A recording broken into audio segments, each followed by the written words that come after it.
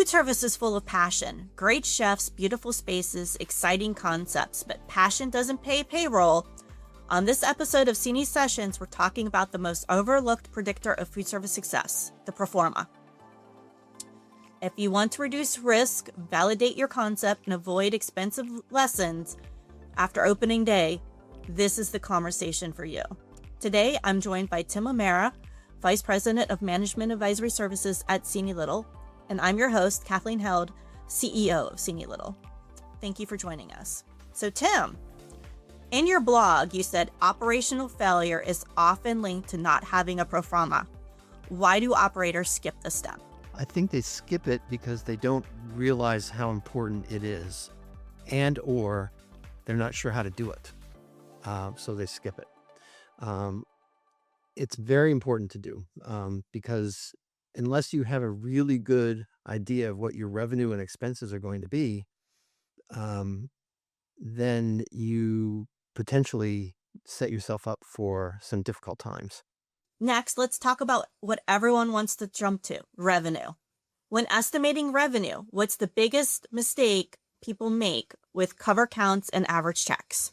What the biggest mistake they make is erroneously estimating what their cover counts are going to be and what their average check is going to be. So what happens often is they'll overestimate how many guests they're going to have. We call it the capture rate. So let's say in a business and industry, if they have 1,000 employees, they'll assume, oh, we have 1,000 people that could come for lunch. Not necessarily, right? So you have to take into account all the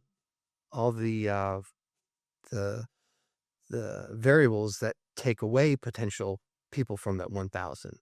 Absenteeism, travel, people that are in a catering event.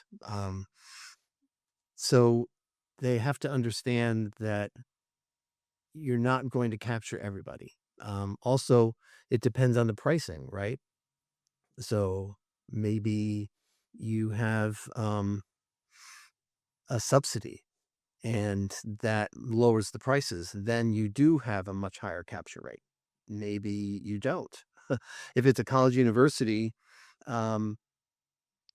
what happens is students don't necessarily use all their meals.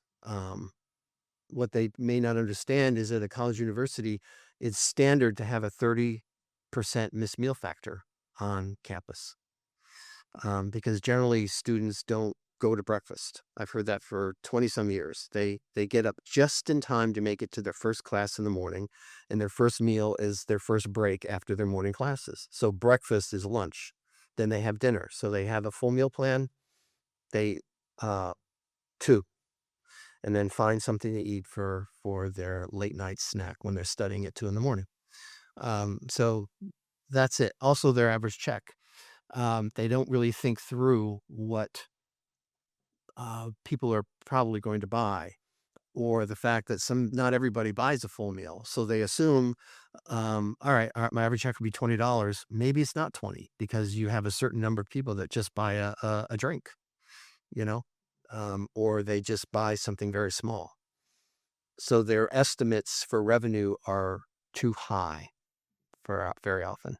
Let's say I have a new concept and I'm very excited about its opening, and I jumped right to designing a menu and picking out what I want to serve. Why is this dangerous from a pro forma standard?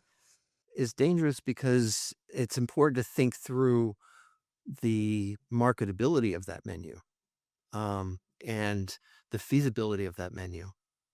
So you have to think through and actually analyze who your market segments are that you're going after, and if that menu and the prices associated with that menu appeal to them or not. Because food costs are a critical part of the pro forma, correct? They are. Food cost is the second highest cost in the pro forma. And the other thing is it's very important to make sure that when you do your menu, that you cost it to the percentage of the the food cost that you actually need to make a profit. So it's important to do the menu engineering that is necessary. Menu engineering is not just determining what the menu is, but determining what the cost is and what the prices need to be. Okay, great. Um, and what are the other critical elements of a pro forma? We've already talked about food cost. So what The are the most other pieces? the most expensive portion of a pro forma of an operation and for food service, no matter what division you're in, is labor. So it's extremely important to understand what labor you need to meet the food service operation that you're going to put in place. Let's go back to colleges and universities. If you know that you have a 30% missed meal factor, you do not have to staff for 100% participation. Um, you staff for 70%. So that saves you actually potentially overstaffing your and having too much labor that eats away from your bottom line. It's also important to understand the possibility of using technology. We've been putting in a lot of cashierless operations in a lot of different places. For instance, we recommended one for a hospital that was they were understaffed by 40 FTEs, so labor is not a cost problem for them, but labor was a recruiting problem. So you can bring in a lot of labor saving devices that help you meet your needs without actually having to overspend on labor. Great. So now we've arrived at the moment of truth, the bottom line. When the numbers don't meet expectation, what's the first lever you adjust? Revenue, food costs, labor, service style? What would it be? For me, it depends on what numbers are off. For example, if the labor is over 50%, then I know I've got to look at that. If the food cost is over 32%, I need to look at that. If the other expenses are over 12%, I need to look at that. Um, so it could be a combination of things. Or it just could be the revenue.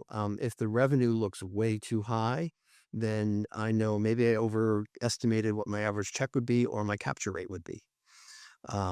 If the food cost seems way too high, then maybe my prices aren't high enough, or I haven't really thought through enough how to make the most of my menu with less ingredients. We call it, for instance, the case of the exploding chicken as an example, right? You can buy an entire chicken, you use the wings for appetizers, the chicken breast for an entree, as well as the drumsticks, and then what's left over is put in the stock pot, and you can make soup. Um, so you get 4 different menu items out of 1 chicken. So, thinking about working with our clients, how can you avoid manipulating assumptions just to make the math work? Rose colored glasses. So everything we do at Cini-Little is based on desirable feasible. So it's our job to really determine if it's feasible. So if let's say if a client has done a pro forma, we'll look at that pro forma and ask some questions to determine if we think maybe they're a little off, you know? And we do that a lot.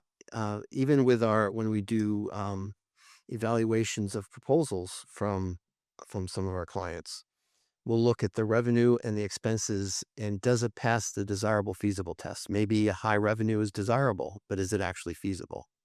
And we dig deep to determine that. Um, Looking at challenging assumptions.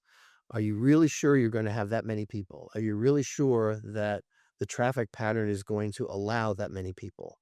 Um, are you really sure that your location allows for cars to be able to access you if you're in a remote or very dense populated area in a city?